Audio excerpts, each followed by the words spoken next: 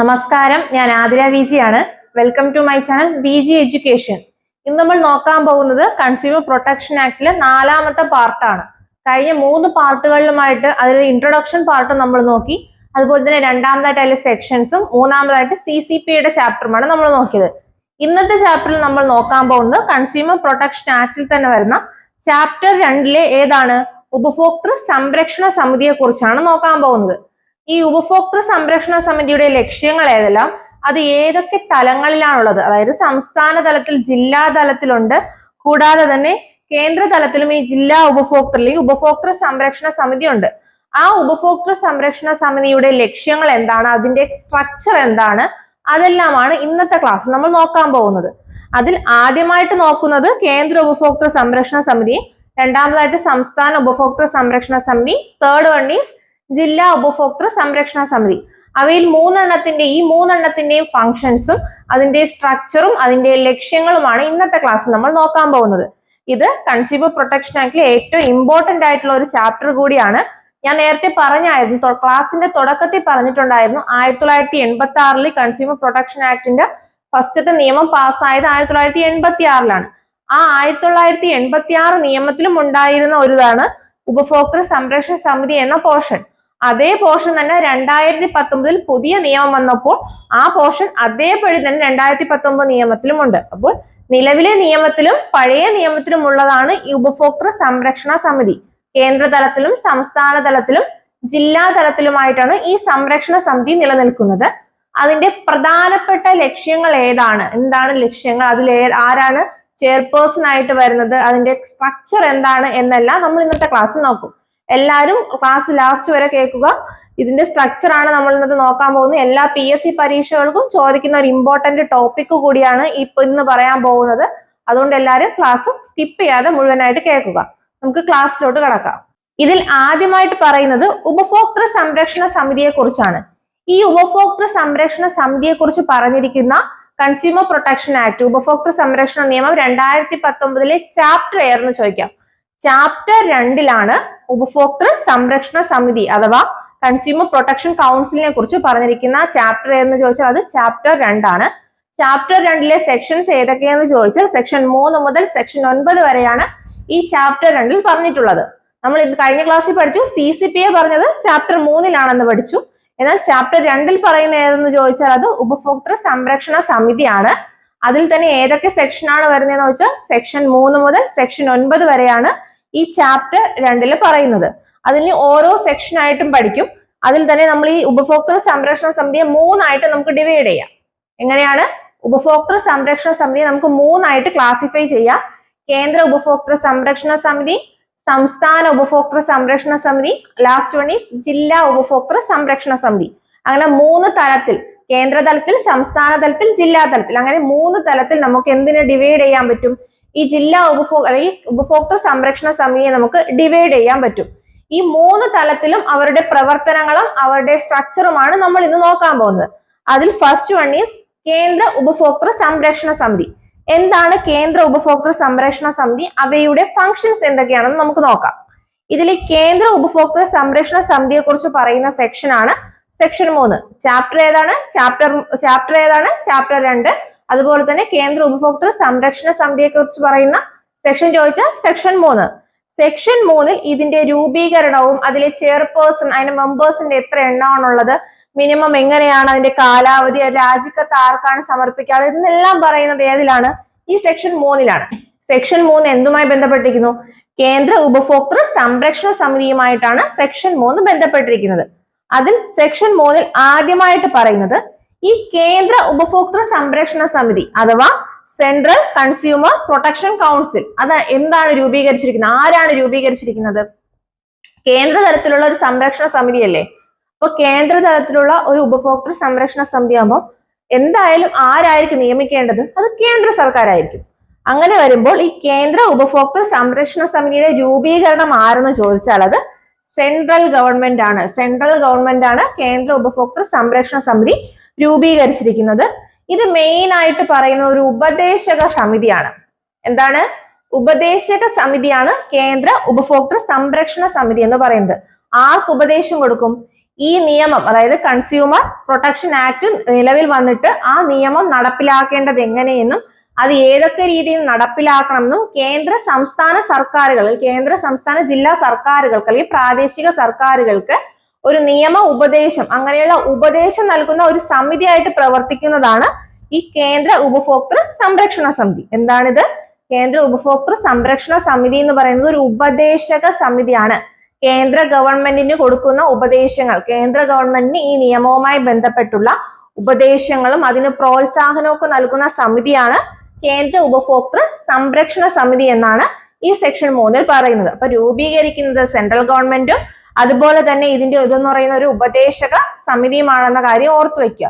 ഇത് ചിലപ്പോൾ ചോദിക്കാം, ഇതൊരു ഭരണഘടനാ സ്ഥാപനമാണ് അല്ലെങ്കിൽ സ്റ്റാറ്റ്യൂട്ടറി ബോഡിയാണ് എന്നൊക്കെ ചോദിക്കാം. എന്നാൽ ഇതൊന്നുമല്ല. ഇതെന്താണ്? ഇത് മെയിൻലി ആയിട്ടൊരു ഉപദേശക സമിതി മാത്രമാണ് ഈ കേന്ദ്ര ഉപഭോക്തൃ സംരക്ഷണ സമിതി എന്ന് പറയുന്നത്. ഇനി ഇതിന്റെ സ്ട്രക്ചർ നമുക്ക് നോക്കാം. എന്താണ് ഇതിന്റെ സ്ട്രക്ചർ എന്ന് ചോദിച്ചാൽ, ഒരു ചെയർപേഴ്സണും 35 മെമ്പേഴ്സുമാണ് ഇതിലുള്ളത്. എന്താണ്? ഒരു ചെയർപേഴ്സണും 35 മെമ്പേഴ്സിൽ കൂടാത്ത അംഗങ്ങളുമായിരിക്കണം ഈ കേന്ദ്ര ഉപഭോക്തൃ സംരക്ഷണ സമിതിയിൽ ഉണ്ടാവേണ്ടത്. ഒരു ചെയർപേഴ്സണും 35 കൂടാത്ത അംഗങ്ങളുമായിരിക്കണം ഇതിൽ ഉണ്ടാവേണ്ടത്. അതുപോലെ തന്നെ ഇതിലെ ചെയർപേഴ്സൺ എന്ന് പറയുന്നത് ആരായിരിക്കണമെന്നും പ്രത്യേകിച്ച് പറഞ്ഞിട്ടുണ്ട്. കേന്ദ്ര ഉപഭോക്തൃ വകുപ്പ് മന്ത്രി. എന്താണ്? കേന്ദ്ര ഉപഭോക്തൃകാര്യ വകുപ്പ് മന്ത്രി, അല്ലെങ്കിൽ ആര് വരും? ഭക്ഷ്യ വിതരണ വകുപ്പ് മന്ത്രിയും ഇതിൽ വരാം. ഭക്ഷ്യ വിതരണ വകുപ്പ് മന്ത്രി അല്ലെങ്കിൽ കേന്ദ്ര ഉപഭോക്തൃകാര്യ വകുപ്പ് മന്ത്രിയും ഇതിൽ ചെയർപേഴ്സൺ ആയിരിക്കണമെന്ന് മസ്റ്റ് ആയിട്ട് ഈ നിയമത്തിൽ പറയുന്നുണ്ട്. എന്താണ് പറഞ്ഞത്? ഇതിൽ ഒരു ചെയർപേഴ്സണും 35 മെമ്പേഴ്സിൽ കൂടാത്ത അംഗങ്ങളുമാണ് ഉണ്ടായിരിക്കേണ്ടത്. അതിൽ ഈ ചെയർപേഴ്സൺ ആരായിരിക്കണം? കേന്ദ്ര ഉപഭോക്തൃകാര്യ വകുപ്പ് മന്ത്രി അല്ലെങ്കിൽ ഭക്ഷ്യ വിതരണ വകുപ്പ് മന്ത്രി ആയിരിക്കണം ഇതിലെ ചെയർപേഴ്സൺ എന്ന് പറയുന്നത്. നിലവിലെ ഭക്ഷ്യ വിതരണ വകുപ്പ് മന്ത്രി അല്ലെങ്കിൽ കേന്ദ്ര ഉപഭോക്തൃ വകുപ്പ് മന്ത്രി ആരാണ്? പ്രഹ്ലാദ് ജോഷി അല്ലേ? അപ്പൊ പ്രഹ്ലാദ് ജോഷി ആയിരിക്കും നിലവിലെ കേന്ദ്ര ഉപഭോക്തൃകാര്യ വകുപ്പ് മന്ത്രി അല്ലെങ്കിൽ കേന്ദ്ര ഉപഭോക്തൃ സംരക്ഷണ സമിതിയുടെ നിലവിലത്തെ ചെയർപേഴ്സൺ എന്ന് പറയുന്നത് മന്ത്രിയായ പ്രഹ്ലാദ് ജോഷി ആയിരിക്കും. ഇനി നമ്മൾ നോക്കാൻ പോകുന്നത് ഈ ചെയർപേഴ്സന്റെയും മെമ്പേഴ്സിന്റെയും അപ്പോയിന്റിംഗ് അതോറിറ്റി, അവരുടെ നിയമനം നടത്തുന്നത് ആരാണെന്നാണ്. ഇത് രൂപീകരിക്കുന്നത് സെൻട്രൽ ഗവൺമെന്റ് ആണ്. അതുകൊണ്ട് തന്നെ ഇതിന്റെ നിയമനം, ഇവരുടെ ഈ അംഗങ്ങളുടെ നിയമനം എല്ലാം നടത്തുന്നതും ആര് തന്നെയാണ്? സെൻട്രൽ ഗവൺമെന്റ് അഥവാ കേന്ദ്ര സർക്കാർ തന്നെയാണ് ഈ കേന്ദ്ര ഉപഭോക്തൃ സംരക്ഷണ സമിതിയിൽ നിയമനം നടത്തുന്നത്.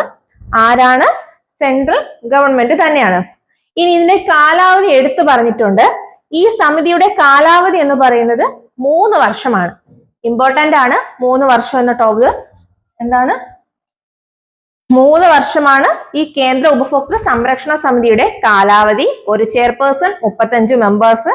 രൂപീകരിക്കുന്നത് കേന്ദ്ര സർക്കാരാണ്. അതുപോലെ തന്നെ ഈ മെമ്പേഴ്സിനെ നിയമിക്കുന്നത് കേന്ദ്ര സർക്കാരാണ്. ചെയർപേഴ്സൺ ആരാണെന്ന് പറഞ്ഞാൽ കേന്ദ്ര ഉപഭോക്തൃകാര്യ വകുപ്പ് മന്ത്രി അല്ലെങ്കിൽ ഭക്ഷ്യ വിതരണ വകുപ്പ് മന്ത്രി എന്നാണ് പറയുന്നത്. അപ്പോൾ സെക്ഷൻ 3 ഇതിന്റെ രൂപീകരണവുമായി ബന്ധപ്പെട്ടുള്ള കാര്യങ്ങൾ പറഞ്ഞിരിക്കുന്നത്. അതിൽ ചെയർപേഴ്സൺ ആരായിരിക്കണമെന്നും അതിന്റെ അപ്പോയിന്റിംഗ് അതോറിറ്റി ആരായിരിക്കണമെന്നെല്ലാം പറയുന്നത് സെക്ഷൻ 3. ഇനി ഈ കേന്ദ്രത്തിൽ തന്നെ വരുന്ന കേന്ദ്ര ഉപഭോക്തൃ സംരക്ഷണ സമിതിയിൽ തന്നെ വരുന്ന അടുത്ത സെക്ഷനാണ് സെക്ഷൻ 4. ഇനി അടുത്ത് പറയുന്ന സെക്ഷനാണ് സെക്ഷൻ 4. ഈ സെക്ഷൻ 4 പറയുന്നത് ഇതിന്റെ മീറ്റിങ്ങുകളെ കുറിച്ചാണ്. എങ്ങനെയാണ്, എത്ര തവണയാണ് ഇത് മീറ്റിംഗ് കൂടിയിരിക്കേണ്ടതെന്ന് പറയുന്ന സെക്ഷൻ എത്രയെന്ന് ചോദിച്ചാൽ അത് സെക്ഷൻ 4 സെക്ഷൻ 4 പറയുന്നതെന്ന് വെച്ചാൽ വർഷത്തിൽ ഒരു തവണയെങ്കിലും മസ്റ്റ് ആയിട്ട് ആര് മീറ്റിംഗ് കൂടിയിരിക്കണം? ഈ കേന്ദ്ര ഉപഭോക്തൃ സംരക്ഷണ സമിതി മീറ്റിംഗ് കൂടിയിരിക്കണം എന്ന് പറയുന്ന സെക്ഷനാണ് സെക്ഷൻ 4. എന്താണ് അപ്പൊ സെക്ഷൻ 4? വർഷത്തിൽ ഒരു തവണയെങ്കിലും മസ്റ്റ് ആയിട്ട് മീറ്റിംഗ് കൂടിയിരിക്കണം എന്ന് പറയുന്ന സെക്ഷനാണ് സെക്ഷൻ 4. അതുപോലെ തന്നെ ഈ അടുത്ത് വരുന്ന സെക്ഷൻ 5. സെക്ഷൻ 5 ഏതെന്ന് ചോദിച്ചാൽ 3 സെക്ഷനാണ് ഈ കേന്ദ്രത്തിൽ വരുന്നത്. ഏതൊക്കെയാണ്? Section 3, section 4, section 5. ഇതിൽ ഈ സെക്ഷൻ 5 എന്താണെന്ന് പറയുന്നത് വെച്ചാൽ മെയിൻ ആയിട്ടും ഈ കേന്ദ്ര ഉപഭോക്തൃ സംരക്ഷണ സമിതിയുടെ ലക്ഷ്യങ്ങൾ പറയുന്ന സെക്ഷനാണ് സെക്ഷൻ 5. എന്താണ്? കേന്ദ്ര ഉപഭോക്തൃ സംരക്ഷണ സമിതിയുടെ ലക്ഷ്യങ്ങൾ പറയുന്ന സെക്ഷനാണ് സെക്ഷൻ 5. അത് എന്തായിരിക്കും ആദ്യത്തെ ലക്ഷ്യമായിട്ട് വരുന്നത്? ഇവരുടെ ആദ്യ ലക്ഷ്യമായിട്ട് ഈ കേന്ദ്ര ഉപഭോക്തൃ സംരക്ഷണ സമിതിയുടേതായിട്ട് വരുന്നത് ഏതായിരിക്കും? ഞാൻ തുടക്കത്തിൽ പറഞ്ഞു, സംസ്ഥാന അല്ലെങ്കിൽ കേന്ദ്ര ഗവൺമെന്റുകൾക്ക് ഉപദേശം നൽകുന്ന ഒരു സമിതിയാണ്, ഉപദേശക സമിതി എന്നാണ് പറഞ്ഞത്. അപ്പോൾ എന്തായിരിക്കും വരുന്നത്? നിയമ സംരക്ഷണത്തിനും പ്രോത്സാഹനത്തിനും. ഈ നിയമമുണ്ടല്ലോ, കൺസ്യൂമർ പ്രൊട്ടക്ഷൻ ആക്ട്, ഉപഭോക്തൃ സംരക്ഷണ നിയമം. ആ സംരക്ഷണ നിയമത്തിനും അതുപോലെ തന്നെ ആ നിയമം പ്രോത്സാഹിപ്പിക്കുന്നതിനും രാജ്യമെമ്പാടും ആ നിയമത്തിനുള്ള സംരക്ഷണത്തിനും അതിനെക്കുറിച്ച് അവബോധം വളർത്തുന്നതിനും അതുപോലെ തന്നെ ആ നിയമത്തെ പ്രോത്സാഹിപ്പിക്കുന്നതിനുമുള്ള ഉപദേശം നൽകുക എന്നതാണ് ആരുടെ പ്രധാന ലക്ഷ്യം? കേന്ദ്ര ഉപഭോക്തൃ സംരക്ഷണ സമിതിയുടെ പ്രധാന ലക്ഷ്യമായിട്ട് വരുന്നത്. എന്താണ്? ഒന്നും കൂടെ പറയുക.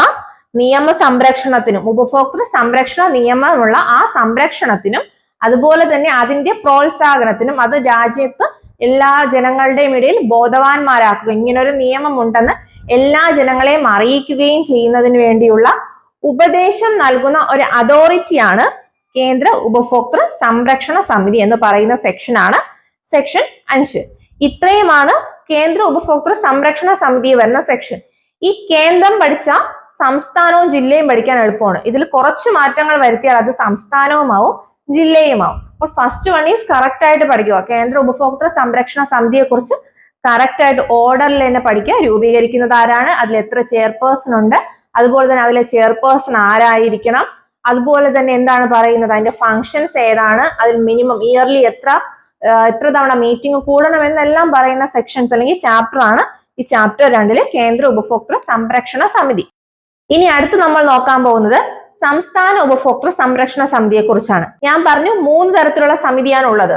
കേന്ദ്ര ഉപഭോക്തൃ സംരക്ഷണ സമിതിയുണ്ട്, സംസ്ഥാന ഉപഭോക്തൃ സംരക്ഷണ സമിതിയുണ്ട്, ലാസ്റ്റ് വൺ ഈസ് ജില്ലാ തലത്തിലും ഒരു ഉപഭോക്തൃ സംരക്ഷണ സമിതിയുണ്ട്. അതിൽ സംസ്ഥാന ഉപഭോക്തൃ സംരക്ഷണ സമിതിയെ കുറിച്ചാണ് നോക്കുന്നത്. സംസ്ഥാന ഉപഭോക്തൃ സംരക്ഷണ സമിതിയെ കുറിച്ച് പറയുന്ന സെക്ഷൻ ഏതെന്ന് ചോദിച്ചാൽ അത് ഏതാണ്? സെക്ഷൻ 6. സെക്ഷൻ 6 മറ്റേതാണെങ്കിൽ ഏതായിരിക്കും? സെക്ഷൻ 3. സംസ്ഥാനം വരുമ്പോൾ അത് സെക്ഷൻ 6ലാണ്. ഇവയുടെ രൂപീകരണവും ചെയർപേഴ്സൺ ആരാണ് എന്നെല്ലാം പറയുന്നത് സെക്ഷൻ 6 തന്നെയാണ്. ഇത് പഠിക്കുമ്പോൾ നിങ്ങൾ കേന്ദ്ര സംരക്ഷണ സമിതിയുമായിട്ട് കമ്പയർ ചെയ്ത് വേണം സംസ്ഥാന ഉപഭോക്തൃ സംരക്ഷണ സമിതി പഠിക്കാൻ. അതായത് അതിലെ ചെയർപേഴ്സൺ ആരാണ്, ഈ സംസ്ഥാനത്ത് വരുമ്പോൾ ആരാണ് ചെയർപേഴ്സൺ, അതിൽ എത്ര മെമ്പേഴ്സ് ഉണ്ട്, കേന്ദ്ര തലത്തിൽ എത്ര മെമ്പേഴ്സ് ഉണ്ട്, സംസ്ഥാന തലത്തിൽ എത്ര മെമ്പേഴ്സ് ഉണ്ടെന്ന് ക്ലിയർ ആയിട്ട് നോക്കുക. അതിൽ സംസ്ഥാന ഉപഭോക്തൃ സംരക്ഷണ സമിതി അതിൽ സെക്ഷൻ 6 എന്ന് പറയുന്നത് എന്താണ്? ഇവയുടെ രൂപീകരണവുമായി ബന്ധപ്പെട്ട സെക്ഷനാണ് സെക്ഷൻ 6. ഈ സെക്ഷൻ 6 പ്രധാനമായിട്ട് പറയുന്നത് എന്താണെന്ന് വെച്ചാൽ സംസ്ഥാന ഉപഭോക്തൃ സംരക്ഷണ സമിതിയുടെ രൂപീകരണം ആരുമായി ബന്ധപ്പെട്ടിരിക്കുന്നു, അല്ലെങ്കിൽ സംസ്ഥാന ഉപഭോക്തൃ സംരക്ഷണ സമിതി രൂപീകരിക്കുന്നത് ആരാണ്? കേന്ദ്രം രൂപീകരിക്കുന്നത് ആരാണ്? കേന്ദ്ര ഉപഭോക്തൃ സംരക്ഷണ സമിതി രൂപീകരിക്കുന്നത് കേന്ദ്ര സർക്കാരാണ്. അങ്ങനെ വരുമ്പോൾ സംസ്ഥാന ഉപഭോക്തൃ സംരക്ഷണ സമിതി രൂപീകരിക്കുന്നത് ആരായിരിക്കണം? സംസ്ഥാന സർക്കാർ, അതത് സ്റ്റേറ്റ് ഗവൺമെന്റ് ആയിരിക്കണം അത് രൂപീകരിക്കേണ്ടത്. അപ്പൊ രൂപീകരണം ആരാണ്? സ്റ്റേറ്റ് ഗവൺമെന്റ് ആണ് അത് രൂപീകരിക്കുന്നത്. മറ്റേ കേന്ദ്രത്തിൽ ആദ്യം എത്ര ഇതുണ്ടായിരുന്നു, എത്ര മെമ്പേഴ്സ് ആണ് ഉണ്ടായിരുന്നത്? ഒരു ചെയർപേഴ്സണും 35 കൂടാത്ത മെമ്പേഴ്സും ആയിരുന്നു കേന്ദ്ര തലത്തിൽ ഉണ്ടായിരുന്നത്. എന്നാൽ അത് സംസ്ഥാന തലത്തിലോട്ട് വരുമ്പോൾ ഒരു ചെയർപേഴ്സണും അതുപോലെ തന്നെ 10 മെമ്പേഴ്സുമാണ് ഉണ്ടാവേണ്ടത്. എന്താണ്? 10 കൂടാത്ത മെമ്പേഴ്സുമാണ് ഇതിൽ ഉണ്ടാവേണ്ടത്. മറ്റേതിൽ 30, കേന്ദ്ര തലത്തിൽ 35 ആയിരുന്നു, ഇതിൽ വരുമ്പോൾ അത് 10 ആവും. 35 അത് 10 മാറും. 10 മെമ്പേഴ്സിൽ കൂടാത്തതുമാണ് ഇതിൽ വേണ്ടത്. അപ്പോൾ ഒരു ചെയർപേഴ്സണും 10 മെമ്പേഴ്സും. ഏറ്റവും ഇമ്പോർട്ടന്റ് ആയിട്ട് നോക്കാനുള്ള ഒരു കാര്യമാണ് ഈ സംസ്ഥാന ഉപഭോക്തൃ സംരക്ഷണ സമിതിയിലെ അപ്പോയിന്റിംഗ് അതോറിറ്റി. ഇത് നമുക്ക് തിരിഞ്ഞു പോകാൻ ചാൻസ് ഉണ്ട്. എന്താണെന്ന് വെച്ചാൽ സെൻട്രൽ ഗവൺമെന്റിൽ ഞാൻ പറഞ്ഞു കേന്ദ്ര തലത്തിലുള്ള ഉപഭോക്തൃ സംരക്ഷണ സമിതിയിലെ അതിലെ അപ്പോയിന്റിംഗ് അതോറിറ്റി ആരാണെന്ന് പറഞ്ഞു? സെൻട്രൽ ഗവൺമെന്റ് ആണെന്ന് പറഞ്ഞു. അങ്ങനെ വരികയാണെങ്കിൽ ഈ സംസ്ഥാന ഉപഭോക്തൃ സംരക്ഷണ സമിതിയിലെ അതോറിറ്റി ആരായിരിക്കും? സ്റ്റേറ്റ് ഗവൺമെന്റ് ആയിരിക്കും എന്നായിരിക്കും നമ്മൾ വിചാരിക്കുന്നത്. പക്ഷെ അങ്ങനെ അല്ല. ഈ സംസ്ഥാന ഉപഭോക്തൃ സംരക്ഷണ സമിതിയിലെ അംഗങ്ങളെയും ചെയർപേഴ്സണെയും എല്ലാം നിയമിക്കുന്നതും ആര് തന്നെയാണ്? കേന്ദ്ര സർക്കാർ തന്നെയാണ്. അപ്പൊ കേന്ദ്ര സർക്കാരിന് ഇവിടുത്തെ റോള് സംസ്ഥാന തലത്തിൽ വരുമ്പോൾ റോൾ ഏതെന്ന് വെച്ചാൽ നിയമനം നൽകുന്നത് ആരാണ്? കേന്ദ്ര സർക്കാരാണ്.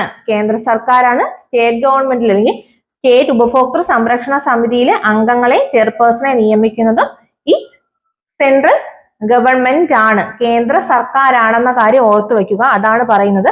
അപ്പൊ ഇത് ഇമ്പോർട്ടന്റ് പോയിന്റ് ആണ്.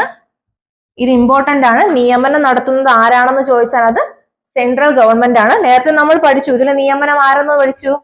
സ്റ്റേറ്റ് ഗവൺമെന്റ് എന്ന് പഠിച്ചില്ലേ? രൂപീകരണം, ഉപദേശം, 35 മെമ്പേഴ്സിന്റെ കാലാവധി ഇതെല്ലാം തീരുമാനിക്കുന്ന ആരാണ്? സെൻട്രൽ ഗവൺമെന്റ് എന്ന് പഠിച്ചു. ഇവിടെ വരുമ്പോഴും അത് മാറ്റമില്ല, സെൻട്രൽ ഗവൺമെന്റ് തന്നെയാണ് അതിൽ നിയമനം നടത്തുന്നത്.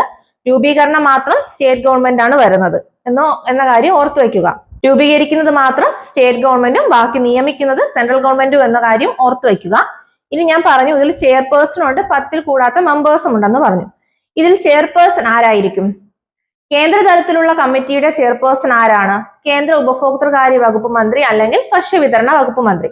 അപ്പോൾ ഇതിൽ സംസ്ഥാന തലത്തിൽ വരുമ്പോൾ ഏതായിരിക്കും? സംസ്ഥാന ഉപഭോക്തൃ വകുപ്പ് മന്ത്രി അല്ലെങ്കിൽ ഭക്ഷ്യവിതരണ വകുപ്പ് മന്ത്രി ആയിരിക്കണം ഇതിലെ ചെയർപേഴ്സൺ. ഓർത്തു വയ്ക്കുക, ഇതിലെ ചെയർപേഴ്സൺ ആരാണ്? സംസ്ഥാന തലത്തിൽ ചെയർപേഴ്സൺ ആയിട്ട് വരുന്നത് ഭക്ഷ്യവിതരണ വകുപ്പ് മന്ത്രി, സംസ്ഥാന ഭക്ഷ്യവിതരണ വകുപ്പ് മന്ത്രി അല്ലെങ്കിൽ സംസ്ഥാന ഉപഭോക്തൃകാര്യ വകുപ്പ് മന്ത്രി ആയിരിക്കണം ഇതിൽ ചെയർപേഴ്സൺ ആയിട്ട് വരാനുള്ളത്.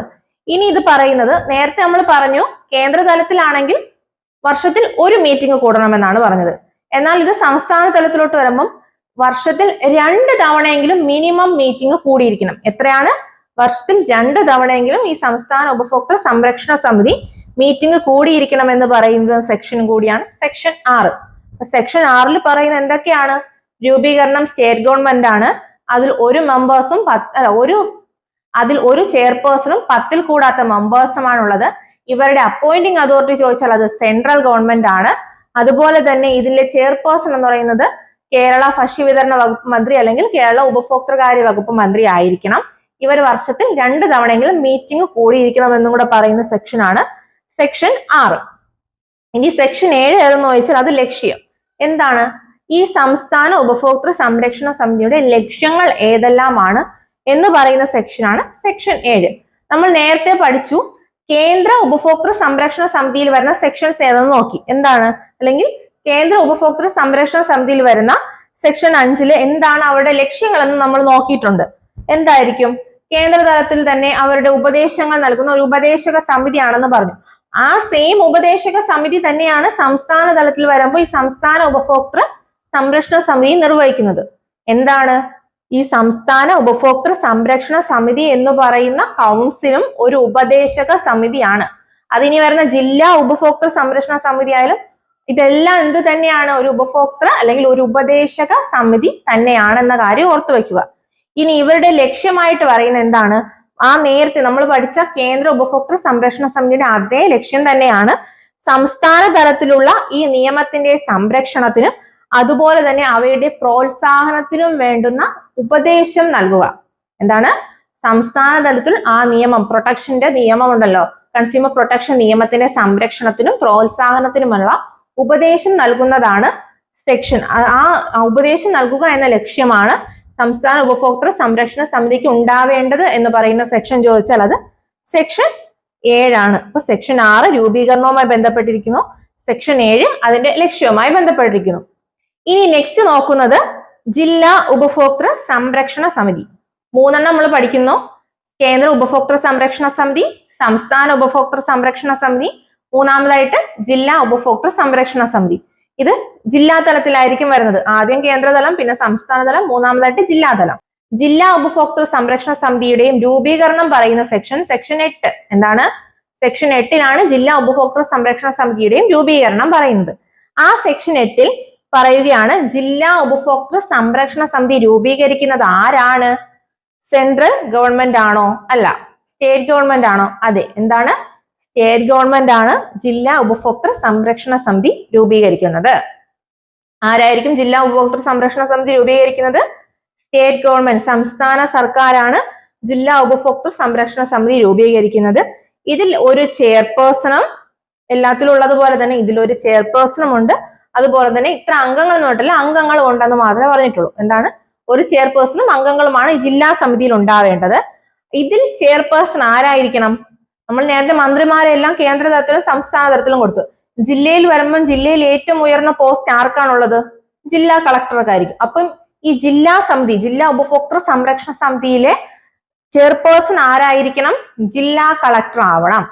ജില്ലാ കളക്ടറാണ് ജില്ലാ ഉപഭോക്തൃ സംരക്ഷണ സമിതിയിലെ ചെയർപേഴ്സൺ ആകേണ്ടത് എന്ന് പറയുന്നുണ്ട് ഈ സെക്ഷൻ 8.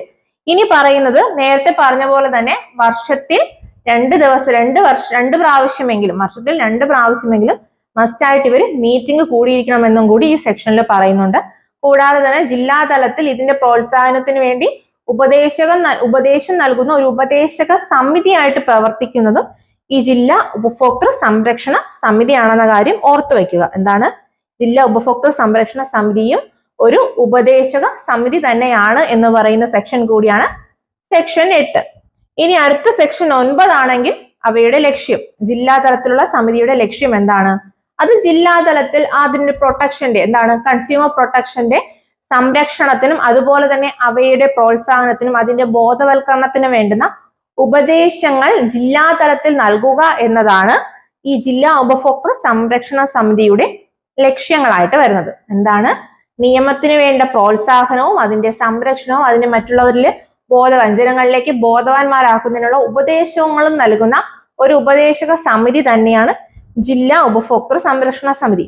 അതുകൊണ്ടാണ് ഞാൻ നേരത്തെ പറഞ്ഞത് ഈ കേന്ദ്ര ഉപഭോക്തൃ സംരക്ഷണ സമിതി നമ്മൾ ഡീറ്റെയിൽ ആയിട്ട് പഠിച്ച സംസ്ഥാന ഉപഭോക്തൃ സംരക്ഷണ സമിതിയും ജില്ലാ ഉപഭോക്തൃ സംരക്ഷണ സമിതിയും നമുക്ക് പെട്ടെന്ന് ക്യാച്ച് ചെയ്യാൻ പറ്റും. എന്തുകൊണ്ടാണ്? അതിൽ കുറച്ച് മാറ്റങ്ങൾ പറ്റും. ഈ ചെയർപേഴ്സൺ അങ്ങനെയുള്ള കുറച്ച് മാറ്റങ്ങൾ കമ്പയർ ചെയ്ത് പഠിച്ചാൽ നമുക്കത് പെട്ടെന്ന് തന്നെ ക്യാച്ച് ചെയ്യാൻ പറ്റും. ഇത് കാണാപ്പാഠം പഠിക്കേണ്ട ആവശ്യം വരുന്നില്ല. ആദ്യം നമ്മൾ കേന്ദ്ര ഉപഭോക്തൃ സംരക്ഷണ സമിതിയെ കുറിച്ച് നോക്കണം. അതിൽ എത്ര മെമ്പേഴ്സ് ഉണ്ടെന്ന് നോക്കണം. അതിന്റെ രൂപീകരണം ബന്ധപ്പെട്ടിരുന്നു. ഈ സംസ്ഥാനത്തിൽ വരുമ്പോൾ ഒരു മാറ്റം വരും. നിയമനം ആരായിരിക്കും? സെൻട്രൽ ഗവൺമെന്റ് ആയിരിക്കും എന്ന കാര്യം പ്രത്യേകിച്ച് ഓർത്തു വയ്ക്കുക. ഇത് ചിലപ്പോൾ നമുക്ക് തെറ്റും. സ്റ്റേറ്റ് ഗവൺമെന്റ് തന്നെ, സംസ്ഥാനം വരുമ്പോൾ സ്റ്റേറ്റ് ഗവൺമെന്റ് എഴുതാനുള്ള ഒരു ടെൻഡൻസി നമുക്ക് കൂടുതലായിട്ട് വരും. അത് ആരാണ്? സെൻട്രൽ ഗവൺമെന്റ് ആണ് എന്നും കൂടെ ഓർത്തു വയ്ക്കുക. ജില്ലാ തലത്തിൽ വരുമ്പോൾ അതിൽ ചെയർപേഴ്സൺ ജില്ലാ കളക്ടർ ആയിരിക്കും. കൂടാതെ ഇതെല്ലാം പറയുന്ന ചാപ്റ്റർ ഏതെന്ന് ചോദിച്ചാൽ അത് ചാപ്റ്റർ 2 ഇമ്പോർട്ടന്റ് ആയിട്ടുള്ളതാണ്. ചാപ്റ്റർ 2 ഉപഭോക്തൃ സംരക്ഷണ സമിതിയെ കുറിച്ച് പറയുന്നത്. 3 to സെക്ഷൻ 3 to 9 വരെയാണ് ഇതിൽ വരുന്നത്. ഇതിൽ തന്നെ ഉപഭോക്തൃ സംരക്ഷണ സമിതിയെ കുറിച്ച് പറയുന്നതാണ് ചാപ്റ്റർ 2. അതിൽ 3ആയിട്ട് ഡിവൈഡ് ചെയ്യും.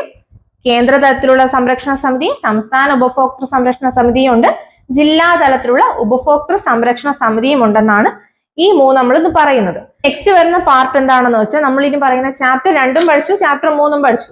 ഇനി പറയുന്നത് ചാപ്റ്റർ 4 മറ്റേ ഉൽപ്പന്ന ബാധ്യത അങ്ങനെയുള്ള ടേംസ് ഒക്കെയാണ് ഇനി അടുത്ത് വരുന്ന ക്ലാസ്സുകളിൽ പറയുന്നത്. എല്ലാവരും കണ്ടിന്യൂസ് ചെയ്ത് ക്ലാസ് കാണുക. ഇഷ്ടപ്പെട്ടെങ്കിൽ ലൈക്ക് ചെയ്യുക.